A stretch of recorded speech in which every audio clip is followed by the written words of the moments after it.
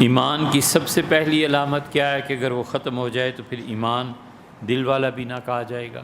اقرار باللسان، زبان سے اقرار کرنا، یہ اس کے اور اللہ کے درمیان ہے کہ وہ کلمہ طیبہ کو پڑھے اور اللہ کو گواہ بنائے اس بات پر جس کا وہ قائل ہے۔ یہی ہے اشہد ان لا الہ الا اللہ، میں قسم کھاتا ہوں، میں گواہی دیتا ہوں کہ اللہ کے علاوہ کوئی الہ نہیں ہے۔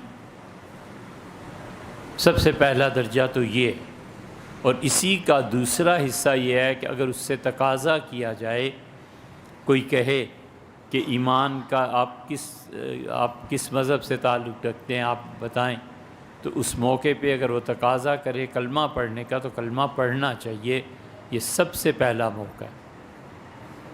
ہاں اگر اسے جان کا خطرہ ہو کہ اگر میرا مسلمان نہ ثابت ہو گیا تو مار دیں گے، تو پھر اپنی جان بچانے کے لیے ایسے کر دیتا ہے۔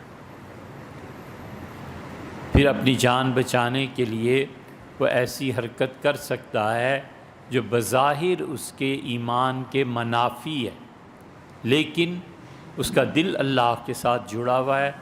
اللہ نے فرمایا الا من اکرہ وقلبہ مطمئن بالایمان، ہاں وہ آدمی جو کفر پہ مجبور کیا جائے اور اس کا دل اللہ کے ساتھ مطمئن ہو، اطمینان میں ہو، تو وہ کافر نہیں ہو جاتا، وہ مومن ہے۔ تو سب سے پہلا عمل اقرار باللسان، اس لیے اس میں کتمان کرنا بغیر کسی اکراہ کے، بغیر جبر کے تو وہ جائز نہیں ہے۔ جبر سے ہو تو پھر اللہ معاف فرمانے والا ہے۔ یہ بالکل ایسے ہی ہے جیسے جب پارٹیشن ہوئی تو پنڈی میں اکثریت سکھوں کی تھی، یہاں 80% سے زیادہ سکھ بستے تھے۔ یہ کرتارپورہ، مکھا سنگھ سٹیٹ، یہ سکھوں ہی کے ناموں پہ تھی۔ تو جب یہاں فسادات ہوئے تو کانگریس نے کوشش کی کہ یہاں والوں کو بچائیں۔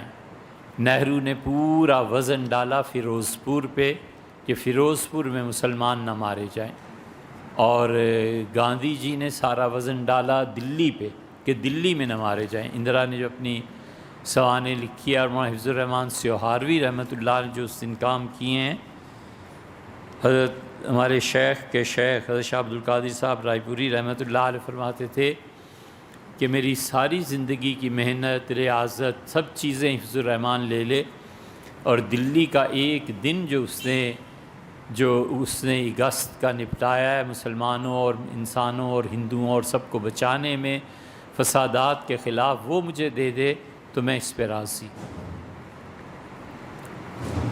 اور باقی مسلمانوں کو دلی میں گاندھی نے وزن ڈال دیا، اور مسلم لیگ کا کوئی ایسا کارنامہ نہیں تھا کہ انہوں نے کہیں بھی ہندوؤں کو بچایا ہو۔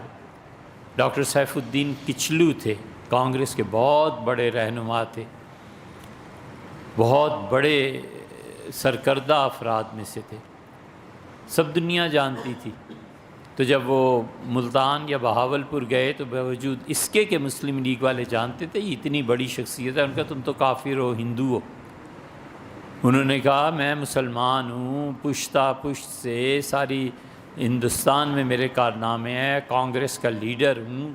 آخر مسلم لیگ والوں نے کہا کہ زپ کھولو، تمہارے ختنے ہوئے ہیں یا نہیں؟ انہوں نے کہا یہ حرام، انہوں نے کہا نہیں کر کے رہیں گے، اور وہ کر کے رہے۔ پھر تو اس طرح کے جو مواقع آ جاتے ہیں اس پہ پھر انسان یعنی اپنی جان بچانے کے لیے جو کام کرتا ہے اللہ کے ہاں وہ قابل معافی ہے۔ اسی لیے حضرت مفتی کفایت اللہ صاحب رحمۃ اللہ سے پوچھا گیا تھا کہ حضرت وہ عورتیں جو سکھوں اور ہندوؤں کے ڈر سے اپنی عزت کی وجہ سے کنویں میں کود گئیں، خودکشی کر لی، تو حرام موت ہوئی؟ حضرت فرمایا کوئی حرام موت نہیں، مجھے امید ہے اللہ ان سے اس فعل کا حساب نہیں لے گا۔